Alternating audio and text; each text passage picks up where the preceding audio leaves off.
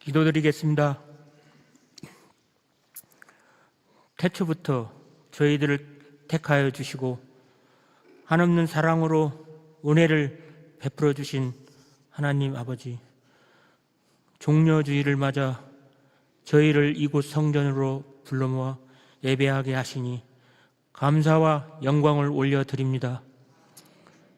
겨울의 흔적은 사라지고 봄의 기운이 완연해지는 이 계절 속에서 오늘 저희는 환호 속에 예루살렘으로 입성하셨으나 십자가를 향해 묵묵히 걸어가셨던 주님의 길을 함께 묵상합니다.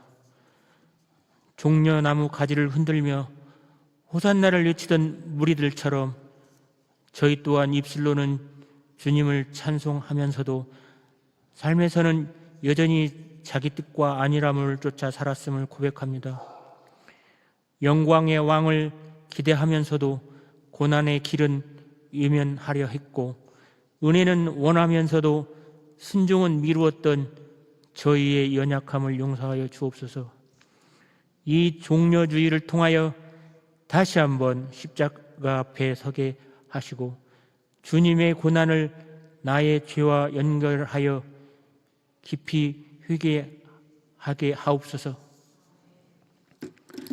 영접하는 자, 곧 그 이름을 믿는 자들에게 하나님의 자녀가 되는 권세를 주셨으니 항상 감사함이 우리 삶에서 떠나지 않도록 강건한 믿음으로 거듭나기를 기원드리옵고 십자가에 희생될 때까지 철저히 섬기기를 원하셨던 주님처럼 저희들도 끊임없이 낮아지는 주님의 자녀가 될 수 있도록 은혜를 베풀어 주시옵소서.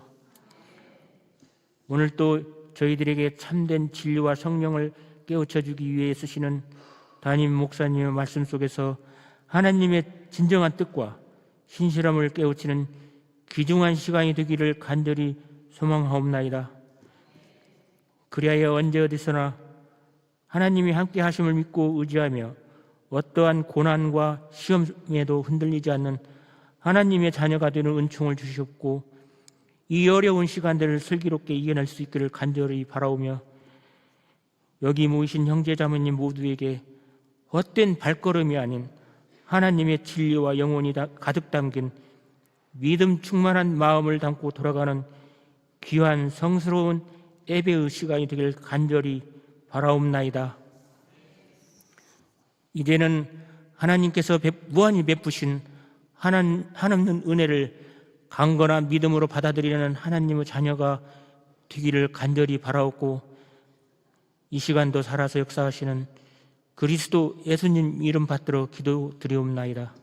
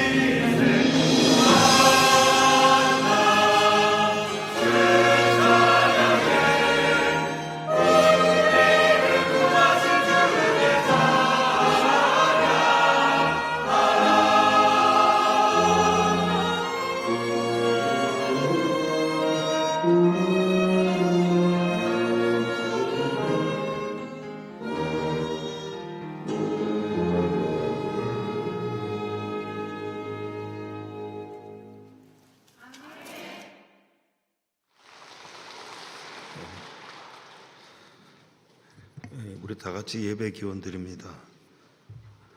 내가 주의 권능과 영광을 보기 위하여 이와 같이 성소에서 주를 바라보나이다. 주의 인자하심이 생명보다 나음으로 내 입술이 주를 찬양할 것이라. 이러므로 나의 평생에 주를 송축하며 주의 이름으로 말미암아 나의 손을 들리라. 아멘. 생명의 길, 진리의 길로 우리를 인도하여 주시는 하나님 아버지, 십자가 공로로 저희를 구원하셔서 하나님의 자녀로 살게 하시며 거룩한 주일 아침에 영과 진리로 예배 드리게 하시오니 감사합니다.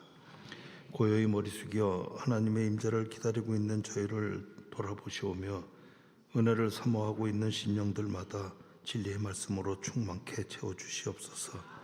우리를 위하여 고난당하신 그리스도의 은혜를 더욱 깊이 경험하는 복되고 신령한 예배가 되게 하여 주시옵소서.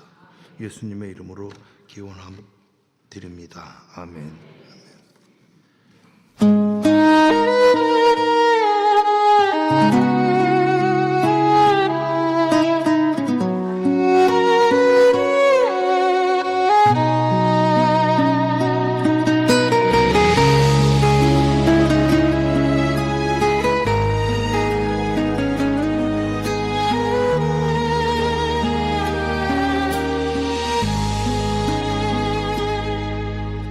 바람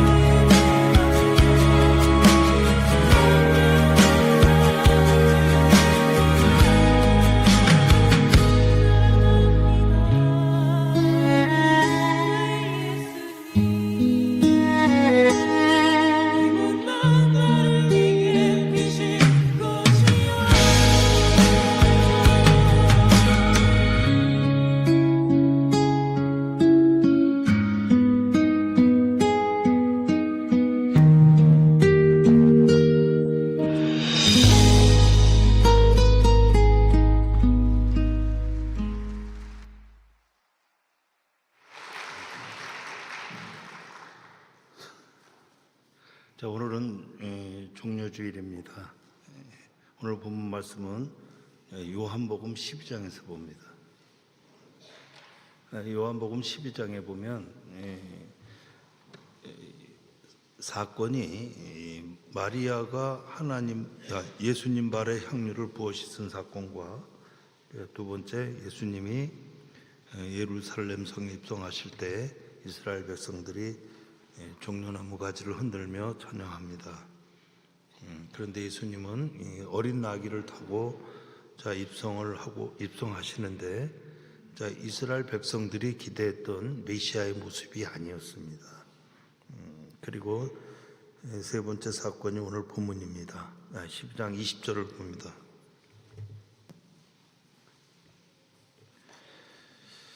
명절에 예배하러 올라온 사람 중에 헬라인 몇이 있는데, 여기 명절에 예배하러 온 사람 중에 헬라인 몇 명 있었다 했습니다.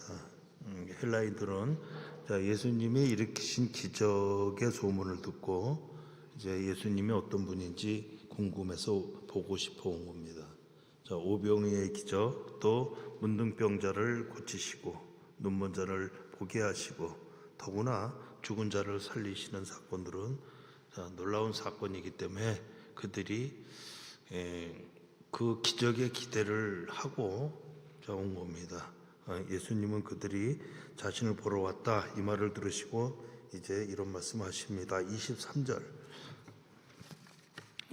봅니다. 예수께서 대답하여 가라사대 인자의 영광을 얻을 때가 왔도다. 인자가 영광을 얻을 때가 왔다. 이렇게 말씀하셨습니다. 이 말씀을 보시면 인자가 영광을 얻을 때, 그때가 무엇이냐면 자신이 죽는 때입니다. 그것도 십자가에서 비참하게 죽는 겁니다. 그런 십자가의 죽음은 승리의 영광이라고 성경 말씀은 우리에게 가르칩니다. 그 영광을 27절을 보시면 지금 내 마음이 민망하니 무슨 말을 하리요? 아버지여 나를 구원하여 이때를 면하게 하여 주옵소서. 그러나 내가 이를 위하여 이때에 왔나이다.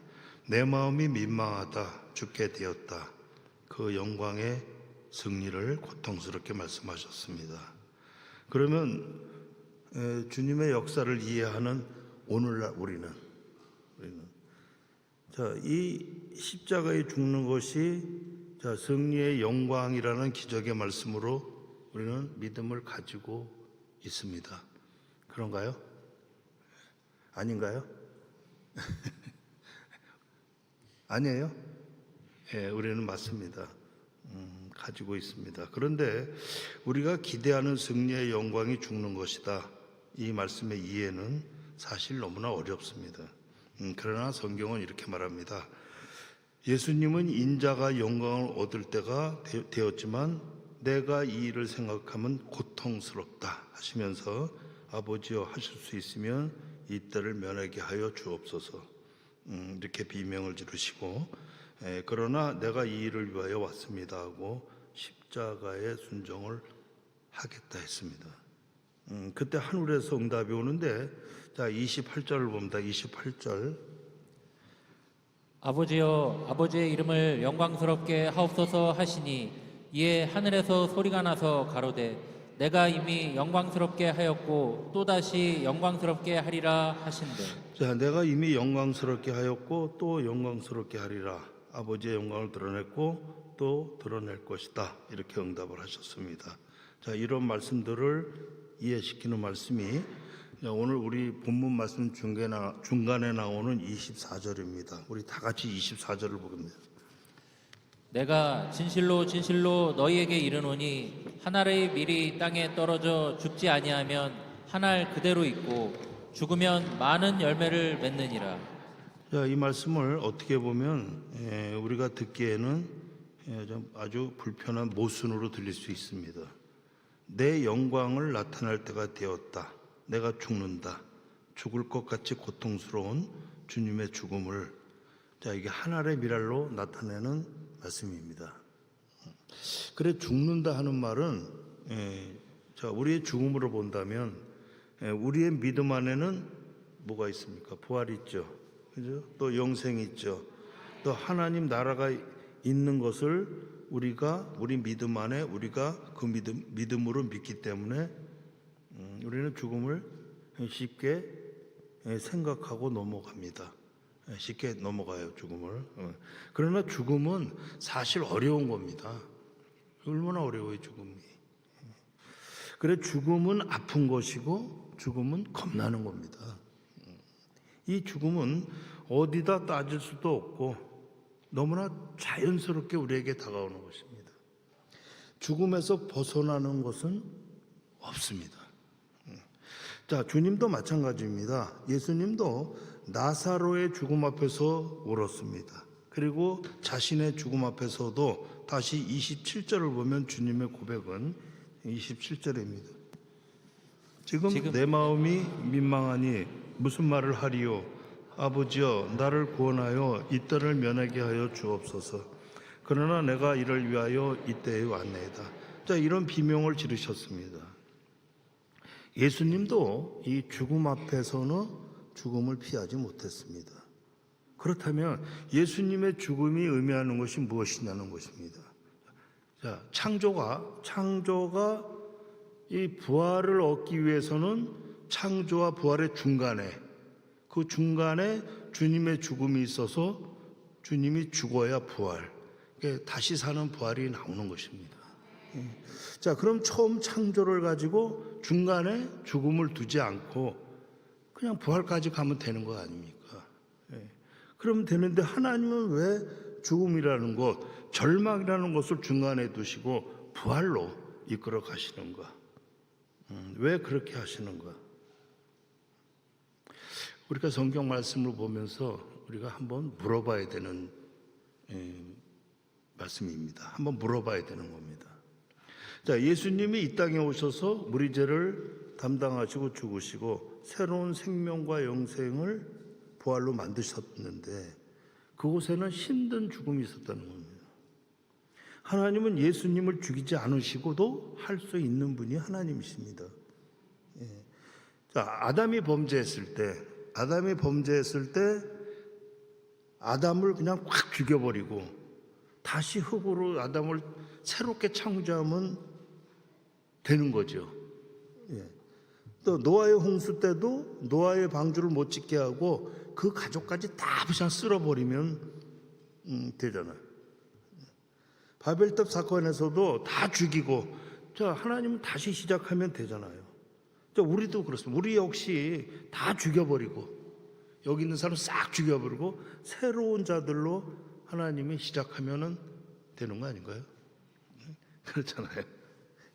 다시 하면 되는데 그런데 그렇게 안 하시고 하나님은 우리가 저지른 범죄와 우리의 불순종으로 죽을 수밖에 없는 우리를 죽이시지 않으시고 대신 주님을 죽이심으로 새로운 생명의 부활이 나오게 하신 겁니다. 자, 이것은 우리가 알고 있는 말씀이고 하나님이 그렇게 하신 겁니다. 그러면 하나님이 하시는 일에 있어서 우리 삶의 힘든 것, 어렵다 하는 우리 인생의 죽음까지도 우리에게는 뭐가 있는 거예요? 가치가 있다는 생각들을 가져야 되는 거 아닌가요? 맞습니다. 자, 예수님도 죽으러 오셨지만 어차피 죽는 건데 어차피 죽는 거예요. 그런데 왜 3년 반을 공생애를 하시고 죽은 자를 살리시고 또 바다 위를 걸으시고 병든 자를 고치시고 그런 역사를 하실 필요가 뭐가 있냐는 겁니다. 무엇이 있어요? 처음부터 죽으러 오셨으면 그냥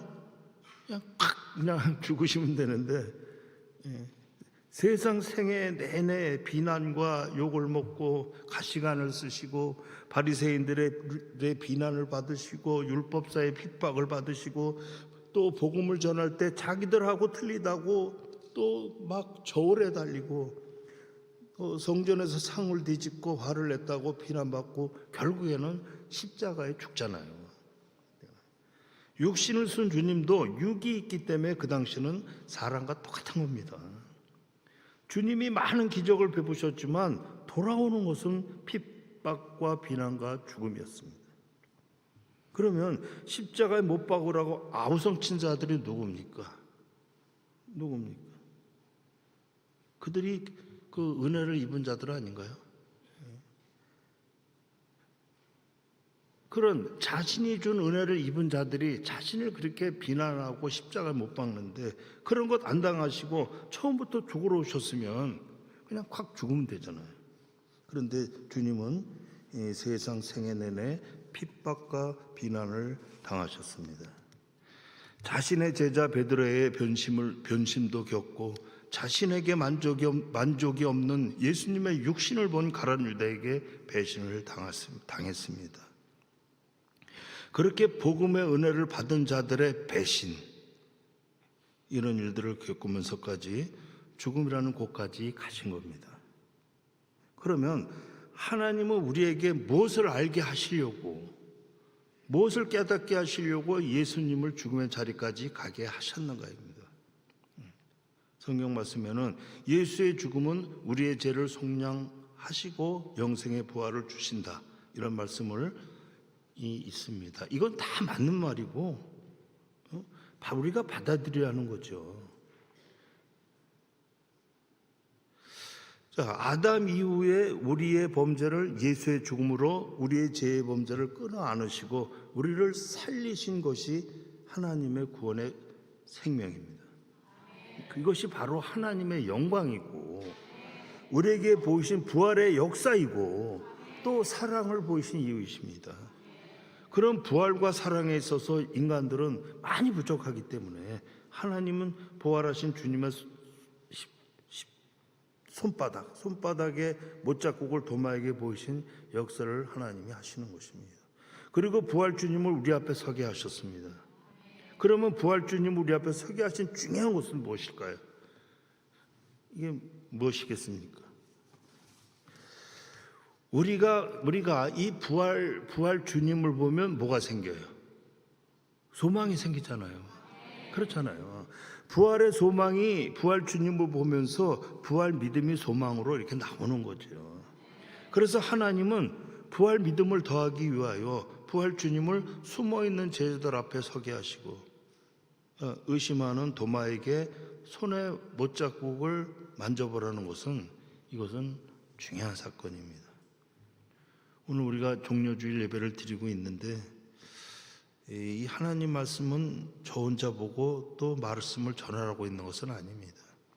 우리는 다 한 마음으로 우리가 말씀을 보고 우리 모두 전하는 자가 되어야 합니다. 예, 그렇죠? 예, 맞습니다. 자, 여기서 우리가 로마서 11장으로 가서 봅니다.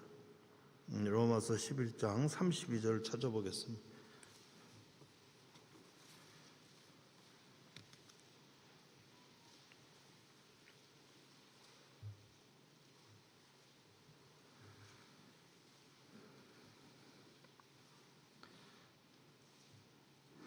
하나님이 모든 사람을 순종치 아니하는 가운데 가두어 두심은 모든 사람에게 긍휼을 베풀게 하심이로다. 자, 이 말씀은 하나님이 사람들을 순종하지 않는 불순종에 가두어 두신 것을 하나님이 인정하신다. 이렇게 볼 수 있는 말입니다. 하나님이 모든 사람에게 불순종을 허락하신 것은 긍휼의 은혜를 베푸시기 위함이다. 참 말이 좀 그렇죠. 말이 좀 그런데 그런 말입니다. 하나님이 모든 사람에게 불순종을 허락하신 것은 긍휼의 은혜를 베푸시기 위함이다. 불순종하는 사람에게 은혜를 주어서 구원하겠다는 것이 오늘 우리들에게 있는 현실의 구원 아닌가요? 잘 이해하셔야 됩니다. 말씀을 제가 좀 컨디션이 좀 그래가지고 좀 이렇게 단어 하나씩을 조금 빼먹을 수도 있어요. 그런데 워낙 여러분들은 저를 이기는 분들 아닙니까? 우리 권사님들은 저를 이기고 우리 목사님들 위에 서 계신 분들이니까 잘 이해하고 알아듣고 은혜 받을 줄 믿습니다. 왜 대답을 안 해요? 왜 대답 안 해요? 안 이겨먹어요? 매주일 이겨 먹잖아요. 저 없을 때도 우리 박영렬 목사님 올라오셨을 때 다 이겨 먹대. 저도 이겨 먹고 그러는데. 예. 자, 여러분들이 그만큼 믿음도 크고 또 말씀도 많이 알고 또 평생을 여기까지 왔잖아요. 그래서 이 구원에 대해서 예수님의 피 구원에 대해서는 다 알고 있지만 우리가 다시 한번 우리 신앙을 뒤돌아보는 점검하는 이 역사가 오늘 나와야 된다고 생각을 합니다. 그래서 불순종하는 사람에게 이제 은혜를 주어서 구원하겠다는 것이 오늘 우리들의 있는 현실의 구원인데, 그래서 다음 말씀이 나오는 거예요. 이어서 33절부터 36절을 보면, 자, 같이 봅니다. 깊도다 하나님의 지혜와 지식에 부여함이요 그의 판단은 측량치 못할 것이며 그의 길은 찾지 못할 것이로다. 누가 주의 마음을 알았느냐? 누가 그의 모사가 되었느냐? 누가 주께 먼저 드려서 갚으심을 받겠느냐? 이는 만물이 주에게서 나오고 주로 말미암고 주에게로 돌아감이라. 영광이 그에게 세세히 있으리로다. 아멘. 네. 자, 이 말씀은 뭐예요? 주님의 마음이 그렇다 이거예요. 주님의 마음이 그렇다. 주님 안에서 나온다. 그것을 모르느냐 이겁니다. 모르냐? 그러면 모르면 간도라 그 얘기예요. 모르면 간도라, 때려쳐라. 그러나 관두고 때려치고 가면 고생을 직사하게 한대요. 그게 무슨 구원이냐? 그런 이야기예요 이게. 그러면 뭐 고생 직사하게 한다. 뭐 나가봤자 고생 직사하게 하는 거 더 있어요? 뭐 나가서 손벌려 하늘 쳐다본다고 뭐 내려오나요? 없습니다. 고생 직사하게 하는 거죠. 이제 더 고생할 겁니다. 그렇게 이해하고 우리가 봐야 되는 말씀입니다. 자, 우리는 말씀의 깨우침을 받고 이 믿음을 가졌지만 어떤 때는 우리가 주님을 외면하고 불평하고 또 비겁하게 불순종하면서 우리는 한 번 순종하는 거, 어제 토요일 날 여성교회 모임 하나 순종하는 거, 또 오늘 모임 거 그거 하나 갖고 울겨 먹잖아요. 그렇지 않습니까? 울겨 먹죠. 한 번 순종한 것 가지고 다 된 것 같이 말이야 울겨 먹잖아요. 그런 우리가 무슨 말을 하겠습니까? 우리는 할 말이 없습니다. 그렇지만 아버지는 그런 우리를 그래도 구원하시겠다는 거예요. 그 보낸 자를 이겨 먹어도 구원하시겠다는 그 말입니다. 아멘 합시다. 자, 그래 우리의 불순종 안에 들어있는 제약들을 이게 긍휼의 은혜로 바꾸어서 이제 이어 36절을 한번 보시면은 36절을 보십시오. 이는 만물이 주에게서 나오고 주로 말미암고 주에게로 돌아감이라. 영광이 그에게 세세히 있으리로다. 아멘. 자, 만물이 주께서 나오는 선을 이루게 하고 영광의 생명의 부요함이 이르게 하는 것이 주님의 구원이다 하고 있습니다.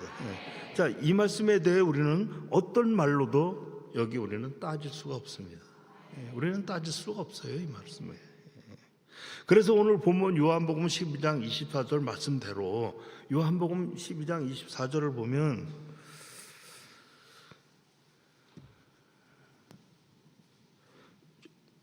읽어주시기 바랍니다.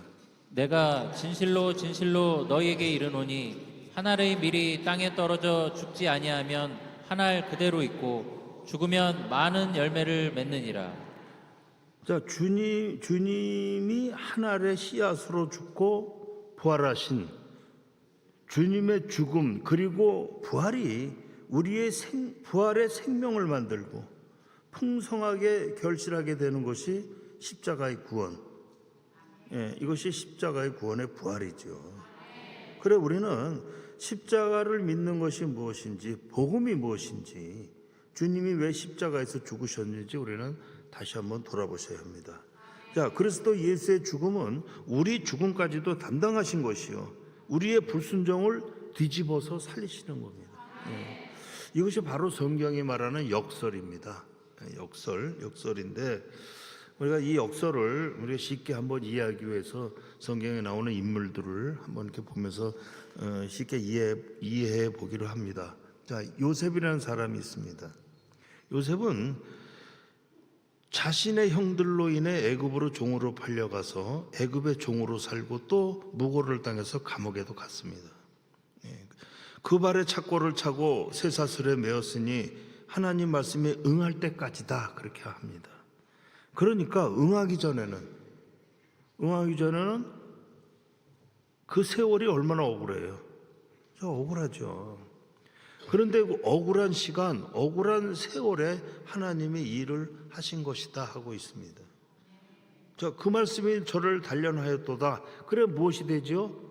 이제 총리가 되잖아요. 애굽의 총리가 되는데 하나님이 요셉을 총리의 자격으로 입히시려고 단련하셨다, 이렇게 나와 있습니다. 억울하고 분하고 내 인생은 무엇인가 원망하는 그 자리에서 단련을 받고 하나님이 준비하신 인생을 깨닫게 하게 하셨다는 것입니다. 자, 이 다윗이라는 사람을 보십시오. 다윗이라는 사람은, 이 사람 뭐 했어요? 골리앗을 물리쳤죠. 골리앗도 물리치고, 또 이 사람이 또 나중에 사울도 용서했고, 또 이스라엘 왕이 되어서 백성들에게 총애를 받는 시점에서 무슨 사건이 터져요? 밧세바 사건이 터집니다. 그런 일에 있어서 순서로 본다면 밧세바 사건이 제일 먼저 터져야 돼요. 제일 먼저 밧세바 사건이 먼저 터지고, 그리고 이제 사람들 보고 저놈은 죽일 놈이다, 나쁜 놈이다, 뭐 저런 새끼가 다 있냐, 막 이렇게 손가락질을 받는 곳에서 이제 그때 골리앗이 쳐들어오는 겁니다. 골리앗이 쳐들어오면은 그때 다윗이 나가서 골리앗을 이겨버리는 겁니다. 막 이기고, 그리고 막 영웅이 되는 것. 일의 순서가 되는데 우리 생각하는 게 순서가 뒤집어진 거예요. 이게. 다윗이라는 사람, 이스라엘의 영웅, 우리가 아는 다윗의 위대함, 그 다윗을 이스라엘 영웅으로 골리앗 사건, 사울의 사건으로 만들어 놓고 위대하게 세워놓고, 그 다음 뭐 하셔요? 한 방에 밧세바 사건으로 박살을 내버리시잖아요. 이스라엘 영웅으로 올라온 자리까지 두시고 나중에 박살을 내시고, 이제 뭐 하세요? 더 크고 더 높은, 더 앞으로 더 큰 곳으로 몰고 가시죠. 어디로 몰고 가십니까? 어디로 몰고 가세요? 하나님의 제사와 예물은, 하나님이 원하신 제사는 회개하는 상한 심령이란다. 예. 은혜, 그리고 그 자리에 은혜를 내리는 곳으로 몰고 가신 겁니다. 예. 은혜요. 은혜는 우리가 만들 수 있는 겁니까? 없는 겁니까? 은혜는 우리가 못 만드는 겁니다. 절대 만들어낼 수 없는 겁니다. 우리가 믿는 하나님은 우리가 원하는 조건을 보상하시는 분이 아니라 하나님 자신이 우리에게 목적하신 것을 이루시기 위하여 우리가 생각할 수 없는 곳에서 일하시는 것이, 이 밧세바 사건도 그렇고 요셉 사건도 그렇습니다. 우리가 도저히 생각할 수 없는 겁니다. 그런데 그런 곳에서 일하시는 곳에서 나중에 뭘로 바꾸냐? 은혜로 바꾸시는 거예요. 예, 은혜로. 그러니까 그리스도 주님 안에서 불순종하는 죄를 범한 곳에서 지금 은혜로, 지금 우리에게 은혜로 일하고 계시는 것입니다. 예, 죄를 지은 곳, 불순종하는 죄를 짓는 우리를 최고의 목적으로 은혜로 일하신다. 예, 그렇게 일하시는 겁니다. 예, 그렇지 않으면 우리가 어떻게 여기 있겠습니까? 저도 그렇고 여러분들도 그렇지 않습니까? 제가 종료주일 말씀드릴 때, 그 전에 이런 질문한 적이 있습니다. 여기 좀 아멘합시다 하면서 죄를 많이 진 사람 아멘합시다. 제가 그 질문한 적 있죠. 죄를 많이 진 사람들 아멘합시다. 많이 졌어요? 자, 죄에서 깨끗한 사람 있습니까? 깨끗한 사람은 아멘합시다. 사실 이 질문에 아멘할 수 있는 사람은 아무도 없는 겁니다. 그러나 죄에서 은혜를 받은 것을 고백할 수 있는 사람은 아멘합시다. 그렇습니다. 은혜입니다. 은혜. 우리 모두는 주님의 은혜 아래 있는 것을 우리가 알아야 하는 것입니다. 자, 내 인생 안에서 불순종하는 죄를 은혜로 바꾸시는 주님의 은혜를 바라볼 수가 우리가 없으면 우리 인생은 밤낮으로 헛된 것이 될 것입니다.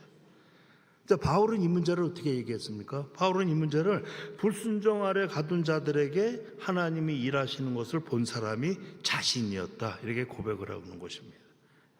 바울이 어떤 사람이었습니까? 처음에 예수 믿는 자들을 핍박하고 잡아 죽이는 일을 했습니다. 그리고 어디까지 왔냐면 이제 스데반 앞에까지 왔었습니다. 그때 스데반이 이렇게 보니까 자신이 설교를 하는데 저 바울이 온 거예요. 사울, 그때 당시 사울이죠. 그러니까 스데반이 딱 보면서 저 사람 누군지 알아본 거예요. 스데반은 벌써 알아보고 있었습니다. 자, 예수 믿는 자들을 잡아 죽이는 저 사람 바울. 자, 그 스데반이 그 바울을 바라보면서 이제 마지막 설교를 합니다. 사도행전 7장에 보면 이제 이렇게 나왔습니다. 생각해봐라. 너희 선조들이 하나님 말씀에 순종한 적 있었느냐? 선지자를 보냈을 때 너희들이 회개했느냐? 아니다. 오히려 선지자를 잡아 죽였다. 그래서 또 예수가 왔는데 십자가에 못 박혀 죽이지 않았느냐? 너희는 선조들과 똑같다. 그렇게 스데반은 바울과 그 일행에게 그렇다고 말을 합니다. 그때 바울과 일행들이 어떤 반응으로 나왔습니까? 사도행전 7장으로 가서 보면 사도행전 7장 54절.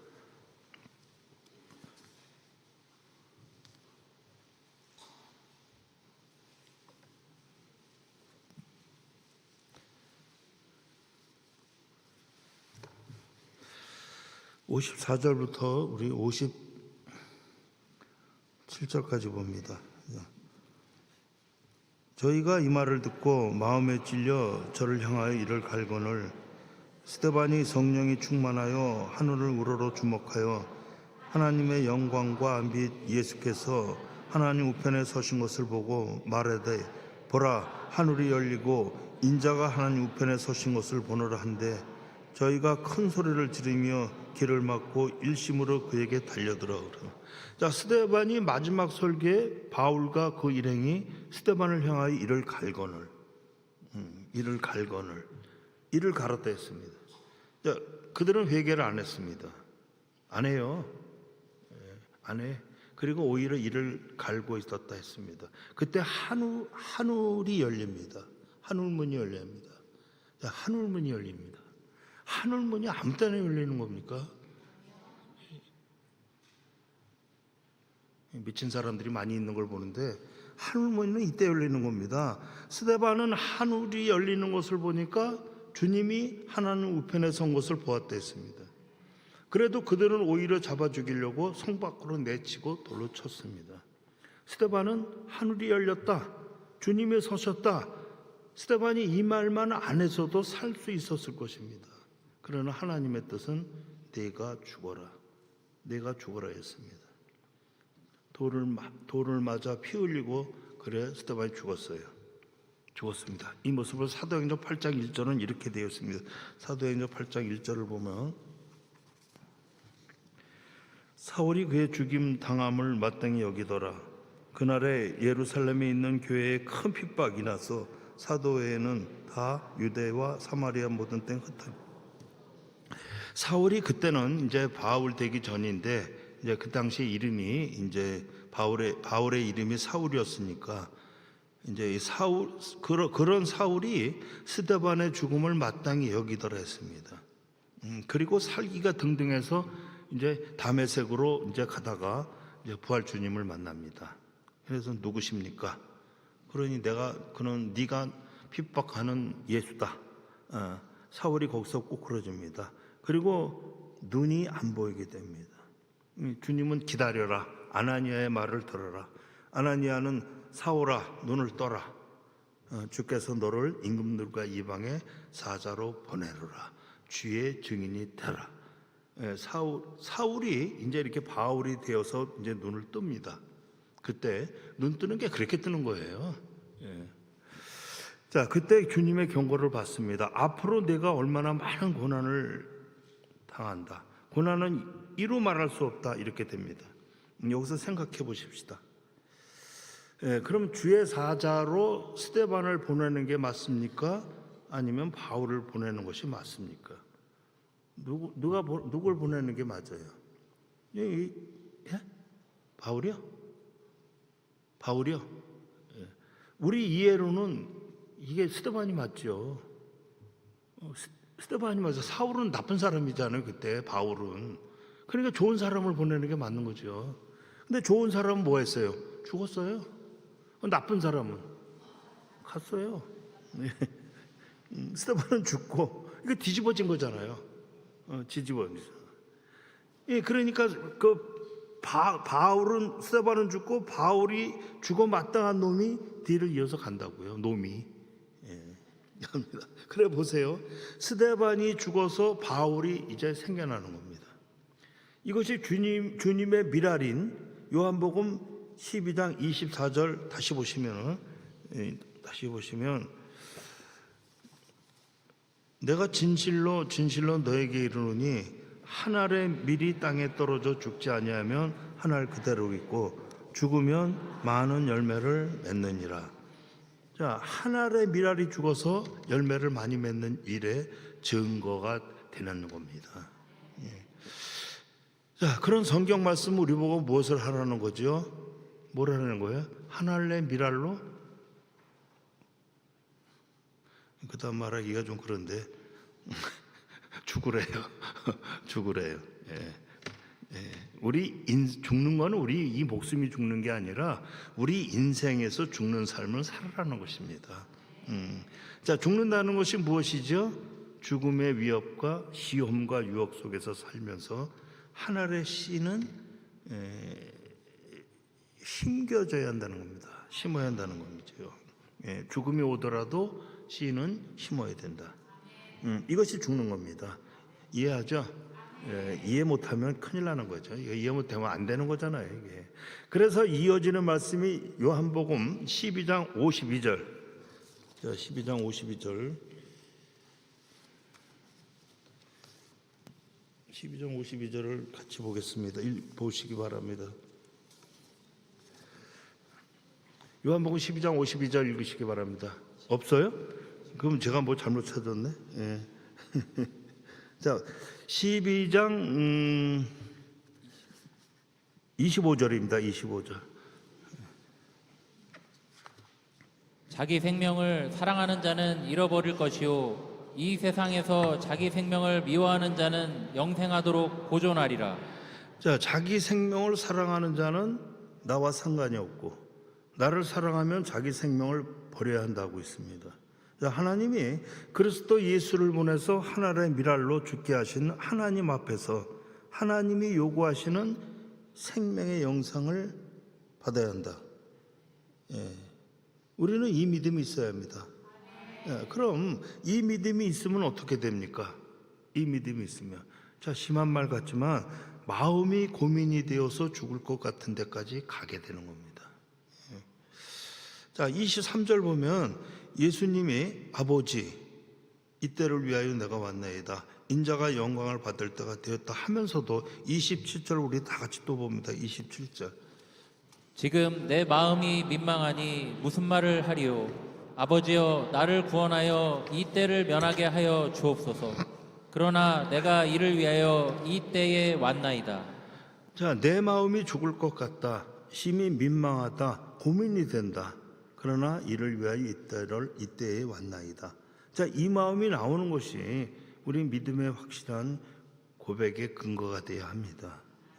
생명의 영생이 나오는 것, 영생을 갖는 것이 조금 전에 말씀드렸듯이 죽는 삶을 사는 데서 나오는 겁니다.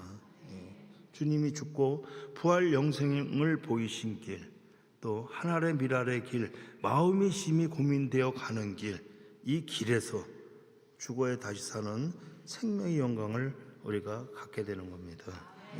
이 길에서 여러분들이 부활 인생들을 살으시고 부활의 씨앗을 심는 죽음의 자리에서 믿음과 소망과 인내를 가지고 부활 생명의 영생을 갖게 되시기를 주님의 이름으로 축원하겠습니다. 우리 다 같이 기도드리시겠습니다.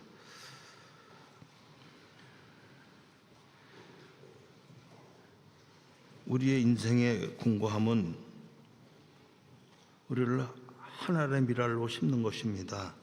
하나님의 미랄은 소망이며 영광이며 하나님 뜻이며 우리 인생의 길입니다.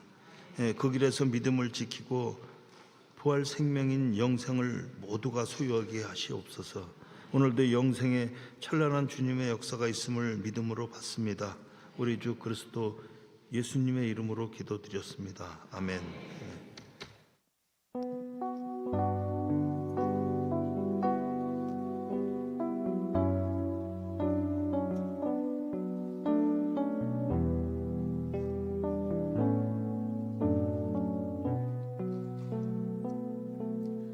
난 지극히 작은 자 죄인 중에 괴수 무익한 날 부르셔서 간절한 기대와 소망 부끄럽지 않게 십자가 전개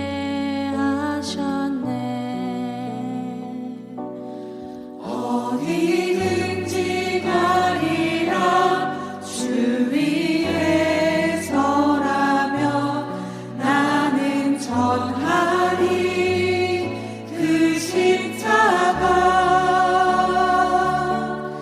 내 몸에 맨 십자가 그 보혈의 향기 온 세상 채울 때까지 살아도 주를 위해 죽어도 주를 위해 살아주나 난 주의 것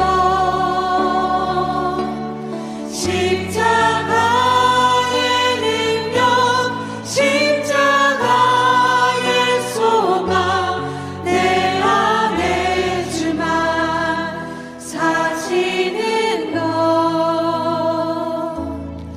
난 지극히 작은 자 죄인 중에 괴수 무익한 날 부르셔서